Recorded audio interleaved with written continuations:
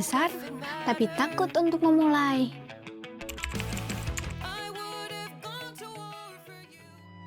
Kadang, yang membuat kita berhenti bukan karena kita tidak mampu, tapi karena kita terlalu sibuk mendengar suara ketakutan di dalam diri kita sendiri. Assalamualaikum warahmatullahi wabarakatuh. Perkenalkan, saya Master Dina Sarwa dari Madrasah Aliyah Negeri 2 Kota Sukabumi. Hari ini saya akan membahas buku pengembangan diri yang berjudul How Owl Sees the World Menjadi Aktif dan Kreatif, karya Alamsyah Pratama.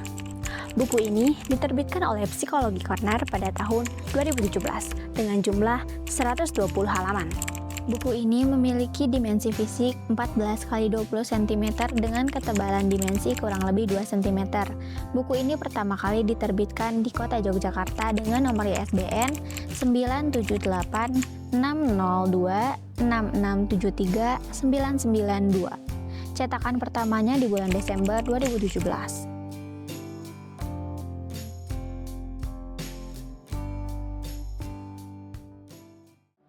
Mengapa burung hantu?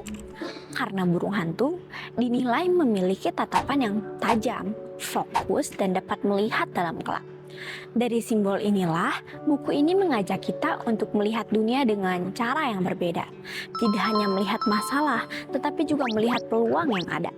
Buku ini mengajak para pembacanya untuk keluar dari zona nyaman. Penulis menegaskan bahwa impian yang besar tidak akan terwujud hanya dengan menunggu. Impian yang besar harus dimulai dengan langkah kecil yang dilakukan secara konsisten.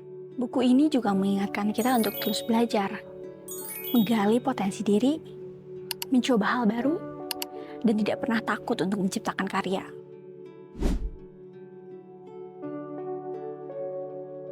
Salah satu kutipan yang paling menarik dari buku ini adalah, "Jika Anda memang punya mimpi untuk melakukan sesuatu, lakukan saja.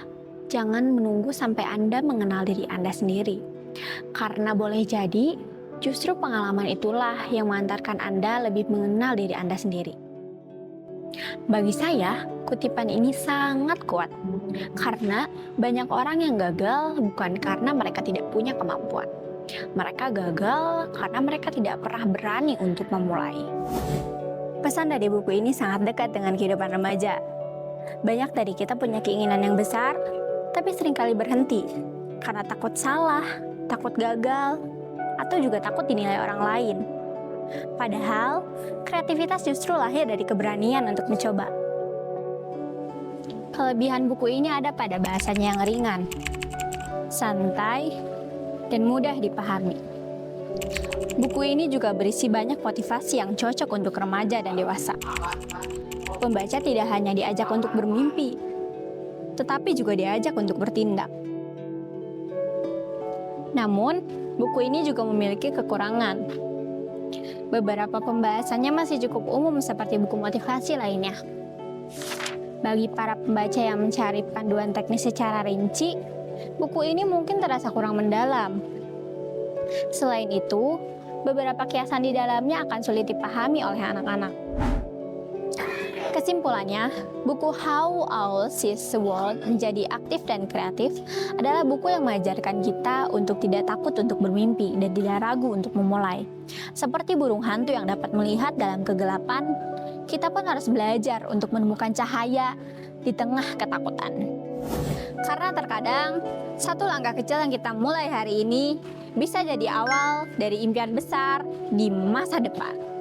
Saya merekomendasikan buku ini kepada siapapun yang sedang kehilangan motivasi, terjebak dalam zona nyaman, atau sedang mencari keberanian untuk memulai.